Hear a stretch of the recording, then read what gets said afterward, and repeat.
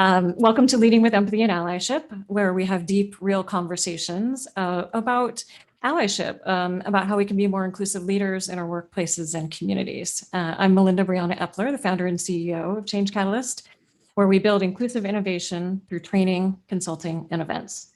It's a safe space to learn, to build empathy, and to understand the tangible actions that we can all take, because allyship is about action.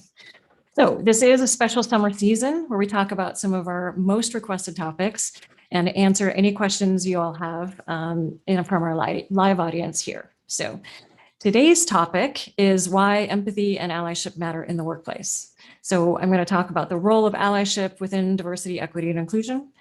We'll talk some more about empathy. We talked a little about empathy in the last episode as well. We'll talk about what people want from allies. We've done some research there, so I'll share that, and then also the business case for allyship. So hopefully you can take this back to your company to get budget to do more allyship work. For those of you who are actively working on diversity, equity, and inclusion. So hello to Brian, Mary Ellen, Trisha, Lisa. Hey, good to see you. Pamela, Melissa, Vincent, Ben, Vanessa, and Jerica. Great.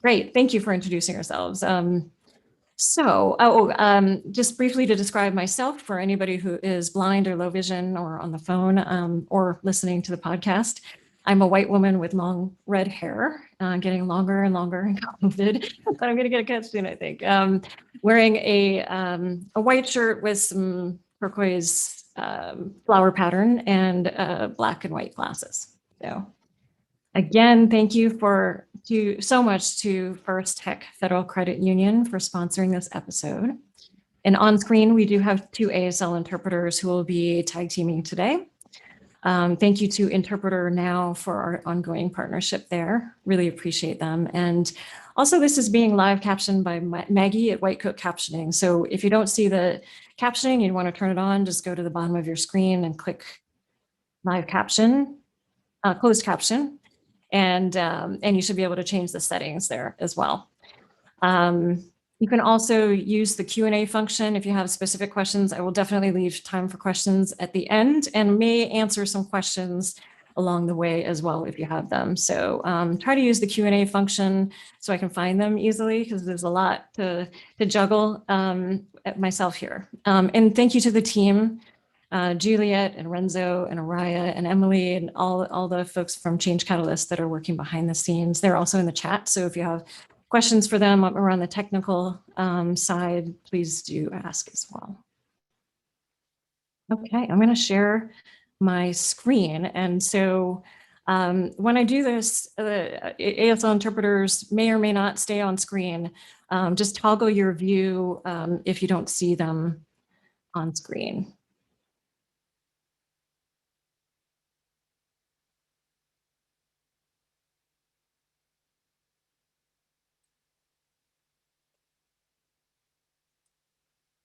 All right.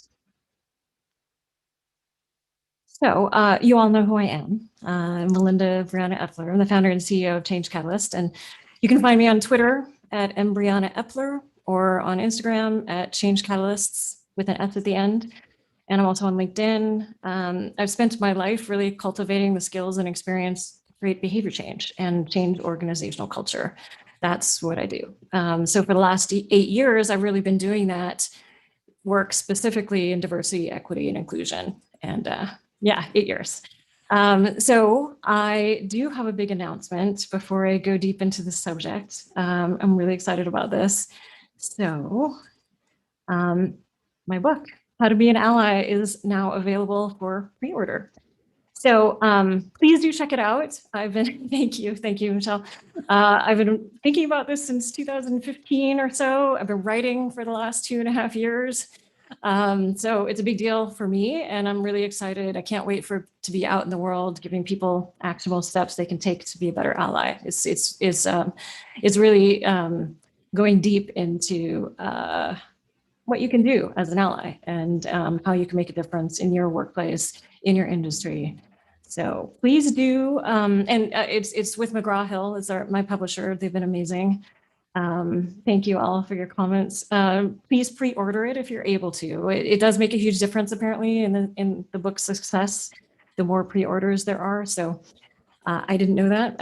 Learning a lot about the publishing world. So please do share it also. And if you do want to order anything, any books in bulk, I know companies like to do book buys for their team or their company or their school. Just email me and I'll make sure you get to the right folks for a discounted rate. Or you can DM the team here. Just go to the DM to the panelists in the chat and we'll definitely connect you.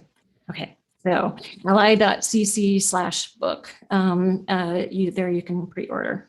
So appreciate you all. So for the next 4 episodes, I'm going to share some of what's in the book, give you a taste of it, and also give you some important ways that you can really make a difference as an ally in your workplace. Some specifics here today is focused on why empathy and allyship matter in the workplace. Brian, thank you. Next time, so in 2 weeks, is understanding and correcting our biases. And then for July, we'll really focus on microaggressions, recognizing and overcoming microaggressions. And that takes a lot of work. And so we're going to spend 2 episodes on that. So one of the biggest things that I have learned, really the number one thing, is over doing diversity, equity, inclusion over the years with hundreds of companies, is that there's no magic wand that creates diversity, equity, and inclusion. Change happens one person at a time, one act at a time, one word at a time. And it is human nature to want quick solutions. Often companies come to us when they're new to diversity, equity, and inclusion, believing that one training is going to fix their problems. But that's not how change works. There's no training in and of itself that will magically fix the lack of diversity, equity, and inclusion. And also, we work in the tech industry a lot, and in the world today in general, we have a tendency to believe that technology can fix most of our problems in our workplaces. But there's no technology that fixes this either. It really is you and I taking one step at a time. There are some technology solutions working on pieces of the diversity, equity, and inclusion puzzle. And there's some training that can help people learn specific solutions to creating more equitable systems, more equitable processes, language, and structures. Yes, but the real change happens when each of us become part of the solution. That's where allyship comes in.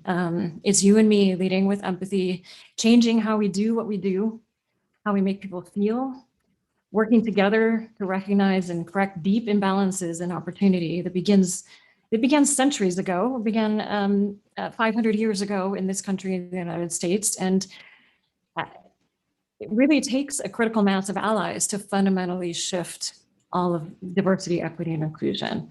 And that's when we create stronger and happier workplaces, companies, and industries together. So laying some quick foundational definitions, diversity is bringing humans with different backgrounds to the table. So that means you're hiring diverse people, you're inviting people with diverse identities to meetings and to events. And there's diversity in your boardrooms as well as your classrooms. If you're in education, when you look around the room, and more important, when you look at the data, you see that there's a broad range of people, a broad, diverse range of people of different genders, races, ethnicities, disabilities, religions, ages, sexual orientations, and lots of other aspects of somebody's identity and background. And of course, keeping in mind that many people have intersectional identities. So one person can have several aspects of their identity that are underrepresented. And that also compounds barriers to opportunity and access. So it also adds to the biases and microaggressions that people might experience, which we'll be talking about in the next episode. So intersectionality is really important here as well. So inclusion is inviting humans to speak, diverse humans to speak at that table, encouraging and supporting them to lead. And also, it's not enough for somebody to really be at the table. They also need to be there leading at the table. Also might need to rebuild the table, perhaps, if it's not really built for them. So sometimes inclusion means collaboratively redesigning the table together. And we'll talk about inclusion a little bit later in this episode. So equity is correcting justice and fairness while addressing historical privilege and oppression. So people and companies that address equity, they acknowledge that throughout history to the present, some people have had more privilege than, while other people have been oppressed and treated unfairly through our institutions, through our cultures, through our workplaces, through our criminal justice systems, throughout our lives. And this means that we also often have to learn and unlearn and relearn what we've been taught as well. So allyship, good allies, they learn, they show empathy, and they take action. They take action to improve diversity, equity, and inclusion. So this is our role, is really working to address all of these things. We use our power and our influence to create positive change for our colleagues, for our friends, for our neighbors. We recognize when someone isn't in the room who should be in that room, and then bring them into that room, open that door. And not just in the room, but at the table, rebuilding that table together if it wasn't made for them, leading conversations, letting them, opening the door, opening the table for them to lead. And then also helping correct injustice and unfairness, and addressing historical privilege and oppression, right? All of these things. Allyship is learning by reading, by observing, listening, hearing other people's lived experiences, stepping in, stepping up, sometimes stepping back, so that our colleagues can thrive. And it's also leading the change, really taking action to correct the unfairness and injustice, and removing the barriers so everyone can rise.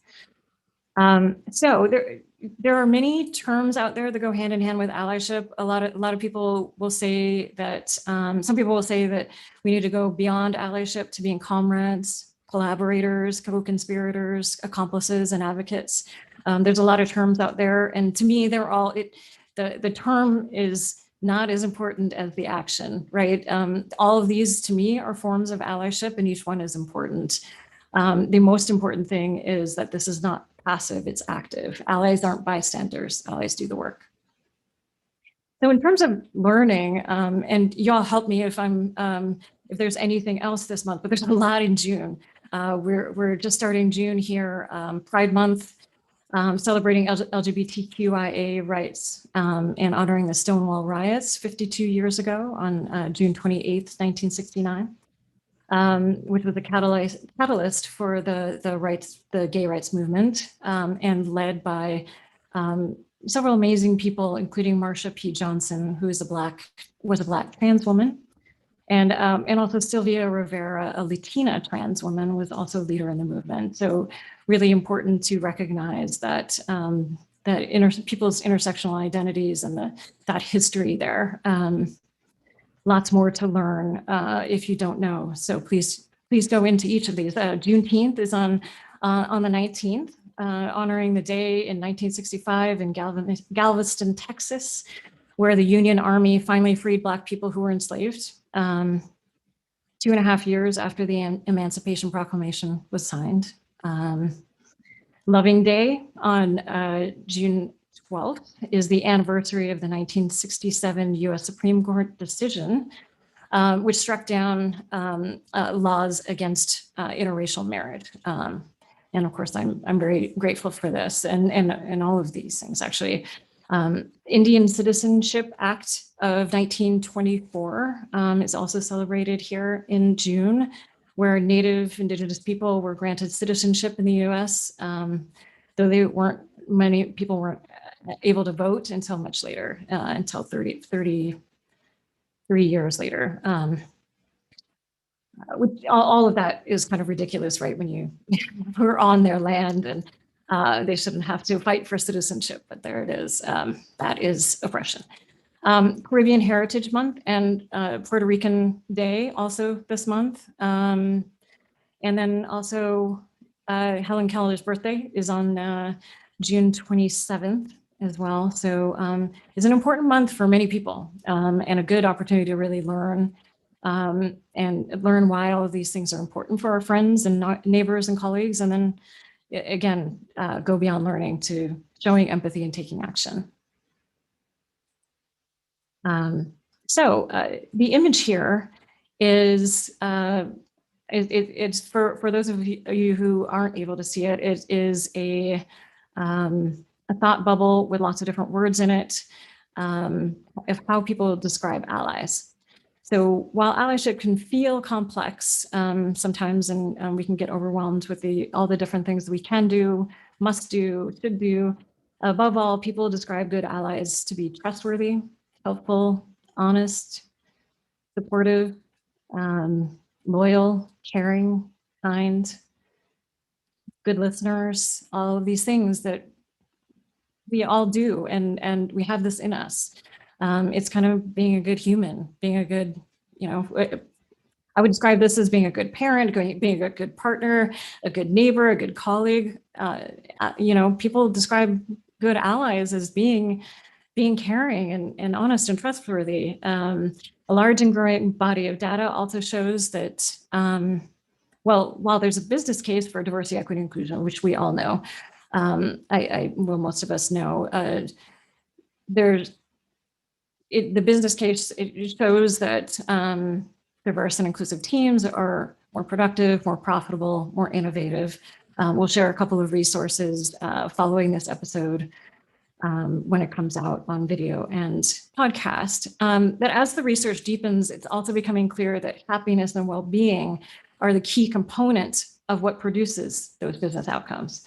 When people feel safe, when they feel valued and respected in an inclusive environment, that's when you get those important business outcomes.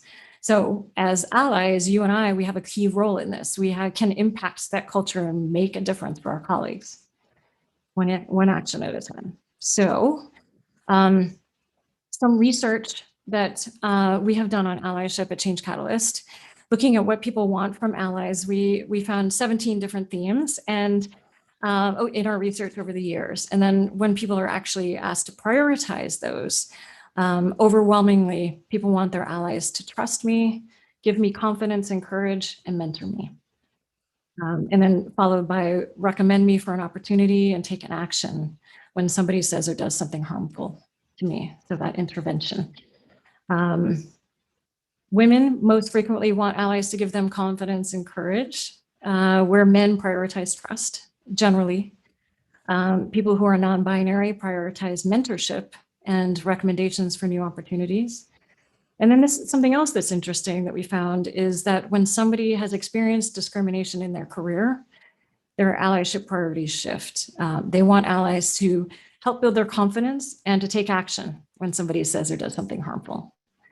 So in our research, Black respondents in the United States reported the highest rates of any race to experience discrimination in their careers, 73%, compared to white colleagues, 46%. Then they are more likely to prioritize that allies learn about their biases and to take action when somebody says or does something harmful. And then on the flip side, when Black people do have allies, it changes their feelings of safety in their workplace. So Black people in the United States are 70% more likely to feel safe in the workplace when they have allies. And that number grows the more allies that they have.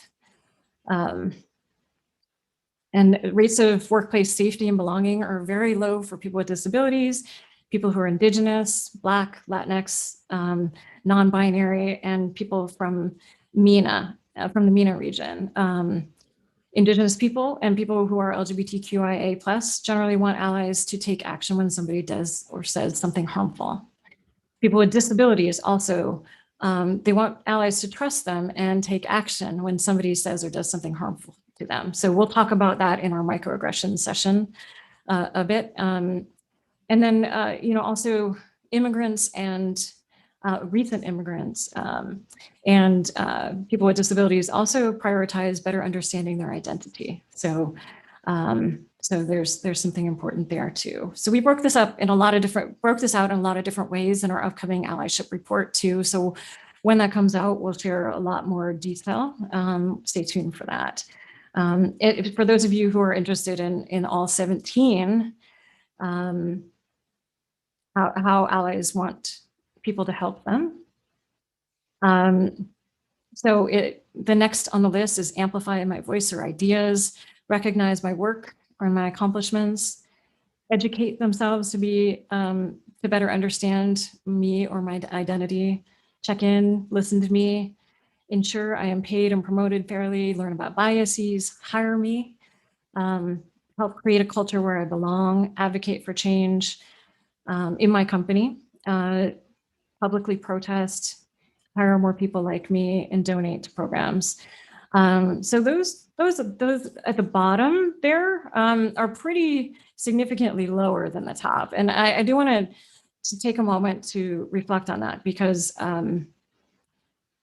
over the last year since George Floyd was murdered, there have been definitely an increase in the number of people who've come to allyship. And I would say a lot of what's happened over the last year is really externalizing allyship, protests, donating, hiring even, and really prioritizing that. But that's pretty far down on this list.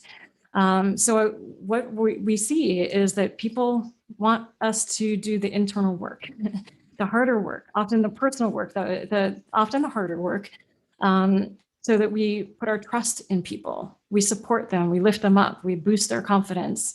We put ourselves out there a little bit, use our influence and networks to recommend people, take action when somebody harms them.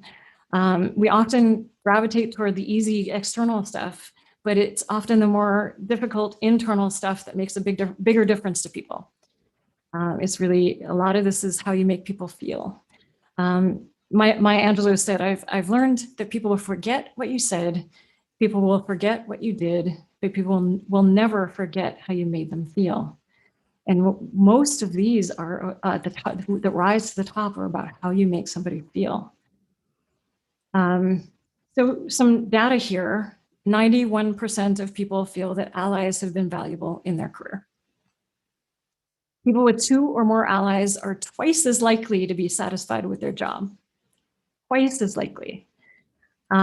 People with 2 or more allies are almost twice as likely to be satisfied with their work culture and to feel like they belong in their organization. So when allyship is encouraged in the workplace, with training, for example, people actually want more encouragement of allyship in the workplace. It actually rises. The more they have access to allyship training and encouragement, the more they want more. And then not surprisingly, people feel significantly safer and more like they belong when allyship is encouraged and when DEI in general, when diversity, equity, inclusion in general is a focus for the organization.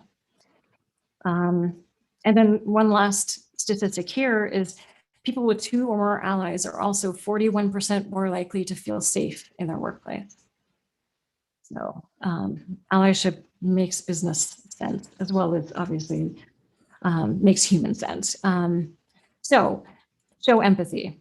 The best allies I know, they listen, they learn, they act with empathy, right? Allyship requires self-awareness. Self-awareness of your own presence and perspective, your biases, microaggressions, as well as curiosity and openness to somebody else's perspective, really seeing them, appreciating them for their uniqueness, and then encouraged to respond and to show your empathy for them and their experience and to really take action.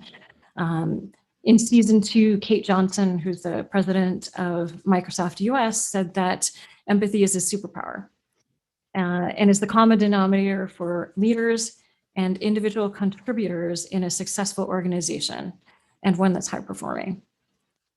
You can learn more about how they at Microsoft are working and how Kate is leading that change in their company around building empathy. That's in episode 31. I love all of your comments. Thank you. Psychologists Daniel Goleman and Paul Ekman did some work together on 3 types of, and came up with 3 types of empathy. So there's cognitive empathy, which is perspective taking. We intellectually understand somebody's experiences. And then emotional empathy, directly feeling. We emotionally understand somebody's experiences. And then compassionate empathy combines both. We understand, we feel, and we respond to somebody's experiences. This is essential for allyship. We talked about this a bit in the last episode, where cognitive empathy is insight, seeing their world, understanding their feelings, and then engaging, appreciating them without judgment, and communicating that understanding. I see you, I hear you, I care about what you shared. I'm going to take action. I'm just going to take a moment and pause and look at all these the comments for a second. The episode will be available. Yes, absolutely. If you're registered, you should get the link in your email. Yeah, Andrea, the top answers of what people want for allies, encompassing it's something that will help the individual, whereas the bottom encompass changing the system, which is harder. That is true. That is true. Absolutely. And I would say that, yeah, people, there's multiple levels of allyship and layers of allyship for sure. Individual, yeah. Madeline's saying the same thing. Awesome. And then I agree with you that attention to the individual takes real commitment to see that person. And it is, I think in some ways it's harder than giving money or going to a protest for a day, right? It's really making that commitment to see somebody, understand them, learn, so that you can react and act appropriately. In episode 6, Dr. Najiba Saeed said, it's important to cultivate genuine relationships with people of diverse backgrounds. We have to practice the muscle of empathy in small ways and in small conflict so that when a huge issue comes up, that muscle is exercised and you're ready to respond. So allyship is a muscle. You have to practice it. And I sent this in the last episode, but I want to go a little bit deeper that if showing empathy doesn't come easy for you, it's okay. It actually, there are studies that show it can be learned. And I am a living example of it being learned, being able to learn it. As a young girl, I grew up in a family that really didn't discuss or show feelings for each other. It made it really difficult for me to have or show empathy for other people. I approach people intellectually rather than emotionally, and often missed opportunities to be there for them, for friends and family when it really mattered. And so in my late teens and early 20s, when I moved to college, I actively worked to cultivate my empathy. I did it through reading. I took a lot of classes in college, different subjects around different cultures and literature from different countries, film from different countries. And I also learned how facial expressions and body language convey emotion. Paul Ekman is a really great resource there. And then I got to know myself, because a lot of this is about getting to know yourself too. I did that through writing and later meditation as well. And then asking my questions of myself, asking questions of other people, and really deeply listening. So over time, not all at once, but over time, the awkwardness of sharing emotions and building those emotional connections gave way to a passion for it. And flash forward, here I am in a career of empathy building. Through filmmaking, I started in filmmaking, and then social marketing, and then behavior change and change management and diversity, equity, inclusion. So now I train and coach leaders to build empathy in themselves and across teams. So it can definitely be learned. Meet yourself where you are, work to grow and show your empathy, and that exercising will make a difference. Your empathy muscle will grow. And then keep in mind, when we have conflict, when we're interacting with people who are different from us, different races, different ethnicities, different genders, there's studies show that it is harder to have empathy. It's often harder to have empathy. So when we're stressed as well, it often reduces our empathy. So we have to work harder in those situations to have that empathy. Maybe change your perception of in-group and out-group. And we'll talk about that in the next episode a bit too. And but really remind yourself to have empathy in those situations. So there's a lot more in the book about building empathy, but that gives you a taste of it. Oprah, of course, I have to quote Oprah, says, leadership is about empathy. It's about having the ability to relate to and connect with people for the purpose of inspiring and empowering their lives. So empathy is a crucial leadership skill. Stephanie shares a discussion of empathy versus sympathy from Brene Brown. Yeah, that's an awesome session.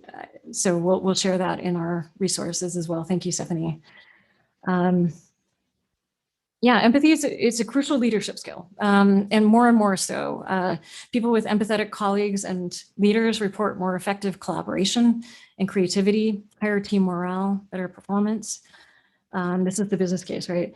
Demonstrating empathy for each other also increases employee engagement, job satisfaction, retention, customer satisfaction and loyalty, business growth, and of course, profitability. So all of those are definitely business cases for really building empathy in your organization. And yet we're often missing out on empathy. 72% of CEOs say the current state of empathy in the workplace needs to change. And that same study found that 96% of people in the tech industry feel their colleagues have a difficult time demonstrating empathy. So we have work to do in the tech industry. And considering the impact that tech products have in the world, this lack of that empathy can have a huge negative impact on a lot of our lives, right? Companies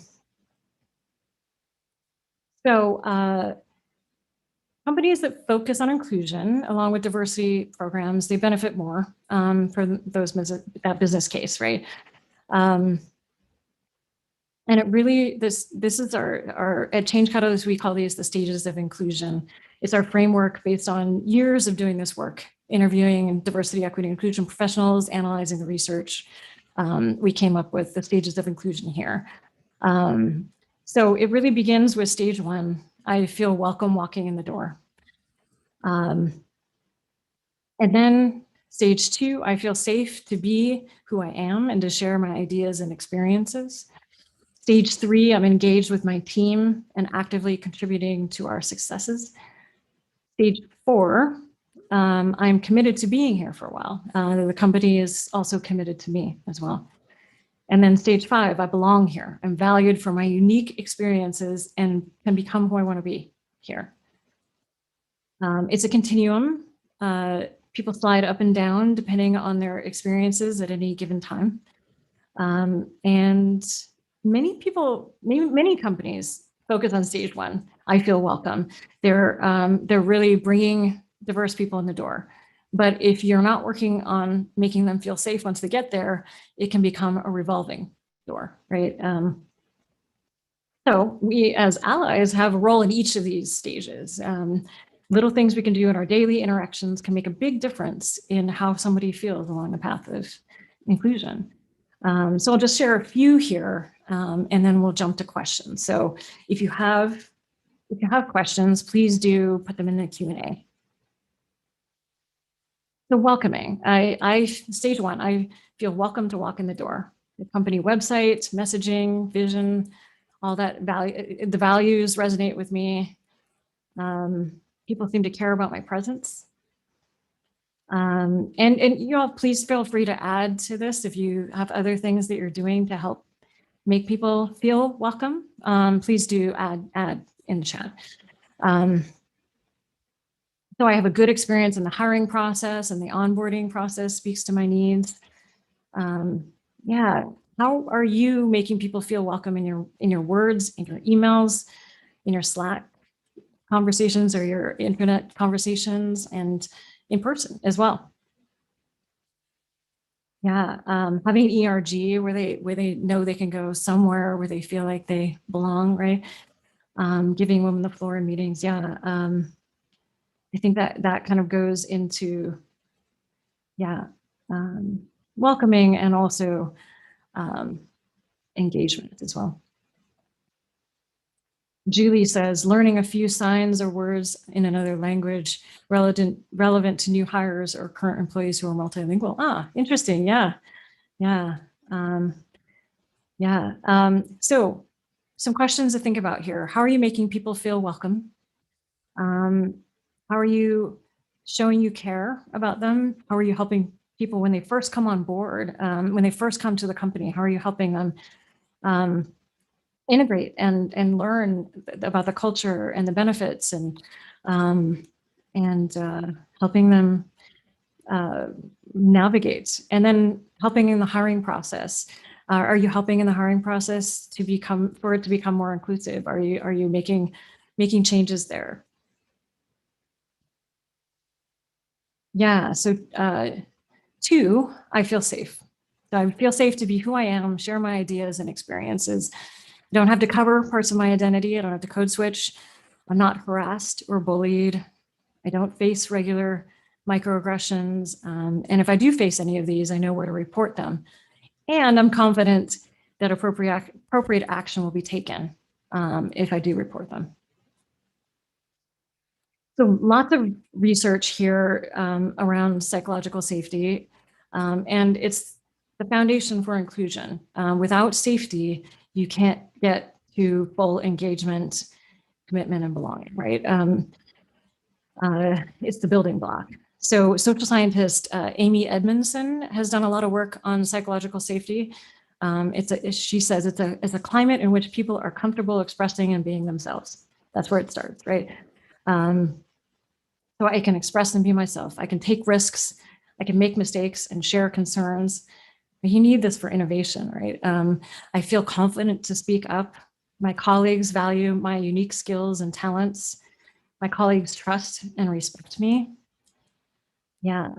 What else are you all doing around building a safe space? Have you thought about this much? Are you working on psychological safety?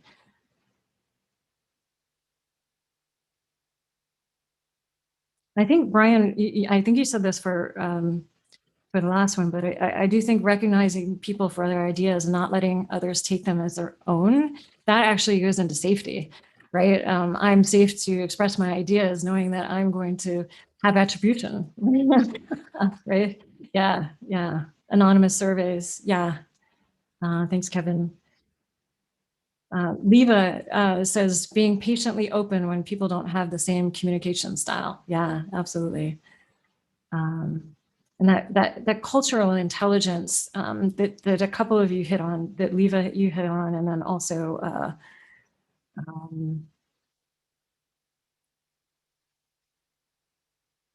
somebody else talked about learning a few words as well. Julie talked about this as well. Cultural intelligence can be a key piece of this as well. So how are you showing trust? How are you allowing colleagues to take risks? Helping boost confidence, showing appreciation for their skills and their expertise. All things to think about in terms of building a more psychologically safe team and company. So stage 3, engaged. So I'm engaged with my team, actively contributing to my team's success. I'm rewarded for my accomplishments and motivated to improve my work and increase the company's overall success. I understand the process for promotion, so that transparency there. My manager cares about my growth and gives me regular feedback. My ideas are valued and I contribute to innovation. So if you're a manager, engagement is key for you. Obviously, you need to work on that first step of psychological safety. And then engagement. Catalyst found that 45% of employees' experiences of inclusion are explained by their managers' inclusive leadership behaviors. So yeah, Brian, feeling safe and voicing concerns of not an empathetic team. Interesting.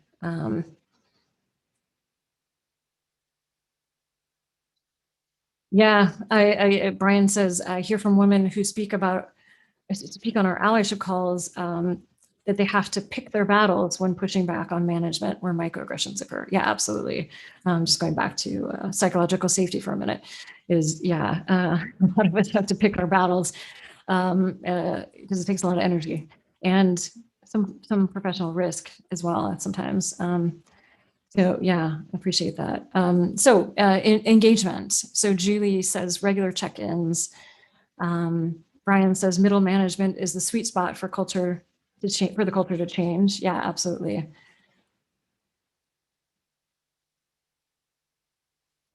Yeah, Andrea says not just in meetings, no, so not just meetings, inclusive meetings, but also team activities. If you want to go to lunch, are you including those that have culture-based food requirements? Yeah, and perhaps don't do all of your team extracurricular activities after hours, so that everybody can be a part of that as well, including parents and other caregivers. Um, yeah, it, yeah. Managers creating a culture of inclusion and allyship. Yeah, yeah. Michelle asks, would staying informed about current issues that affect coworkers and talking about them come in here? Yes, absolutely. This is where it would come in. And a few episodes back, we talked with Tito about ways that she worked internally around that and what she wanted from allies when she was really hurting, and the Asian community has been hurting throughout the last year plus, year and a half almost.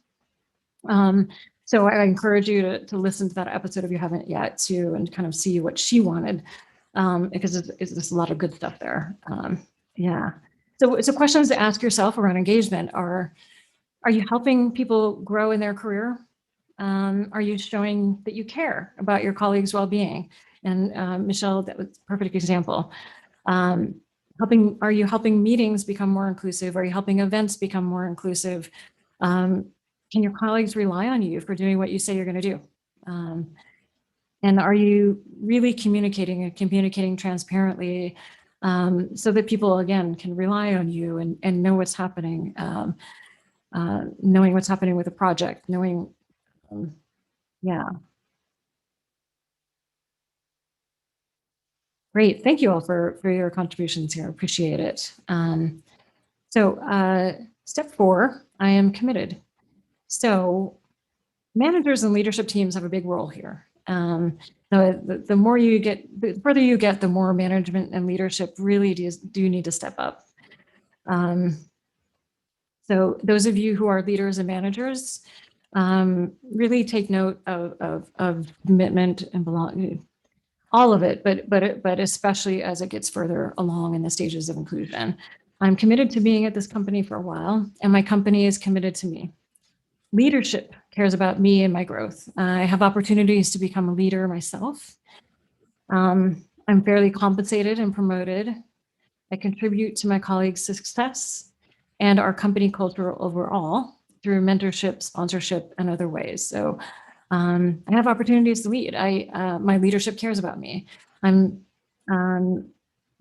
company and my leadership team shows that they are committed to, and they're continuously growing around diversity, equity, and inclusion. Yeah, anything else here that you all can think of that you're doing around commitment in particular? This is great, by the way.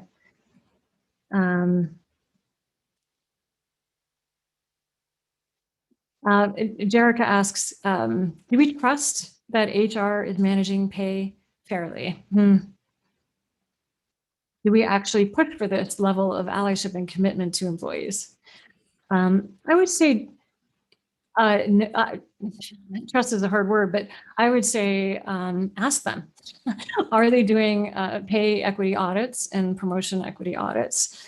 And if they're not, as an ally, encourage them to do so. You can definitely do that. They may not know that they need to, they may not know that it's an issue. And so it may take several people. It may take an ERG, a couple of ERGs to really push for it too. Back in 2013, 2014, Tracy Chow and a couple of other people really looked at pay equity at Google, and they did some really, really cool stuff where they worked to kind of tabulate it and then showed it to management. And that's the way that it can really make a huge difference. It is delicate for sure, but the more open we are about it, the more equitable it is, right? There's a few companies out there that are that don't do negotiation during the hiring process, and that can level that as well. But yeah, there's lots of different ways that you can handle it, but it's important to handle it because it has been inequitable for so long. It needs to change. You can also, advocate if you're you're involved in the hiring process. You can certainly advocate for fair pay in that process as well. So questions around commitment, questions to ask yourself: are you giving people opportunities to lead? Are you advocating for your colleagues to be promoted or to get a raise? Are you advocating for pay equity, for promotion equity? Are you mentoring? Are you sponsoring? And if you are a manager or a leader, how are you really showing that you care about your team members' growth? How are you doing that? Okay, and then step 5, I belong here. I'm seen and valued for my unique experiences. I'm proud of my accomplishments at the organization, and I'm connected to my colleagues and to the leadership of the company as well. I'm supported in my own growth, and I can become who I want to be. I am also given opportunities to give back, and we're all working together to improve diversity, equity, and inclusion. So, great question, Madeline. Yeah, I'll go back to the other slide at the beginning so that you can see the whole continuum. Yeah, so what are you all doing in terms of belonging and really looking at how to help people feel valued and to help them become who they want to be at your company? Kevin says listening sessions. Yeah, awesome.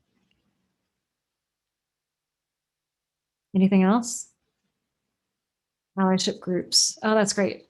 That's great, Andrea. Book clubs. Interesting. Book clubs about from different perspectives, written by diverse folks, I assume.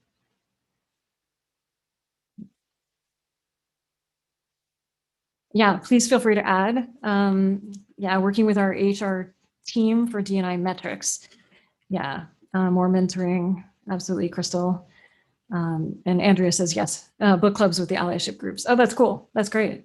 Nice. Yeah, to ask yourself in a round of belonging, things to ask yourself: are you sharing and celebrating the wins, everybody's wins? Are you making meaningful connections with your colleagues? Are you working to give back? And are you working to improve diversity, equity, and inclusion together? Yeah. Awesome. All right, I'm going to go back here to the original continuum. So there you have it all together. And Crystal says, working with HR to focus on women in leadership too. How can we improve? Absolutely. And of course, I'm sure you know this, but making sure that it's all women, that it's, often historically, when companies work on women in leadership, they often focus on just white women. So it's really important to make sure that it's intersectional. Andrea says, I'm going to protests and rallies and hearing the stories of those with diverse voices to try to understand their viewpoint and have empathy for their experience. Awesome, cool.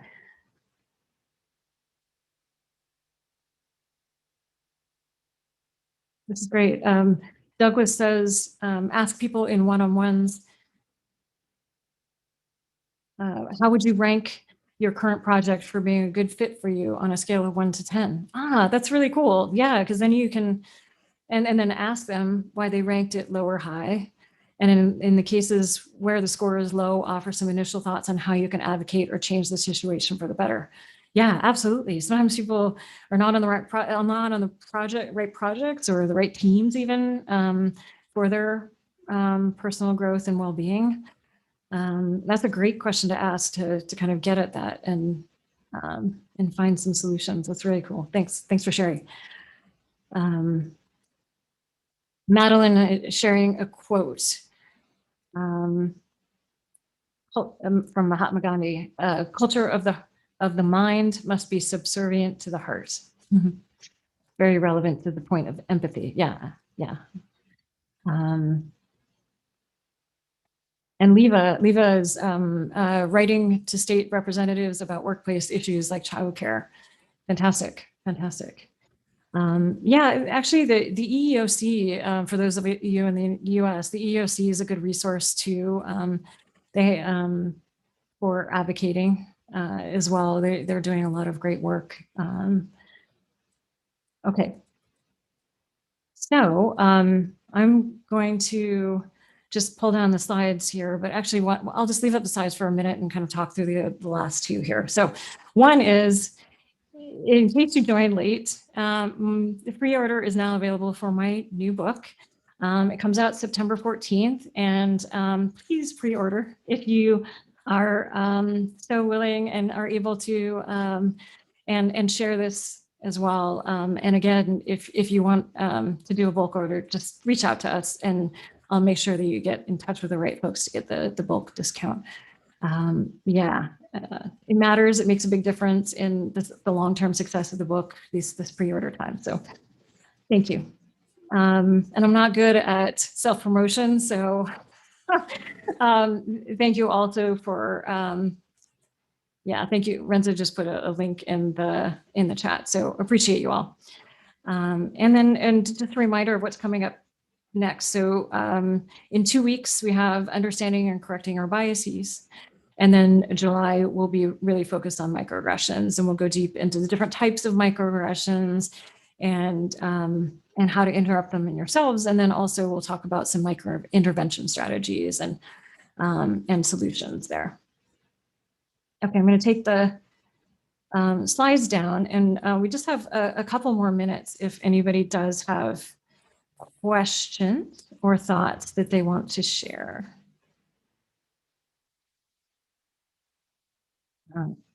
Thank you. I appreciate you. Okay, well, has this been helpful?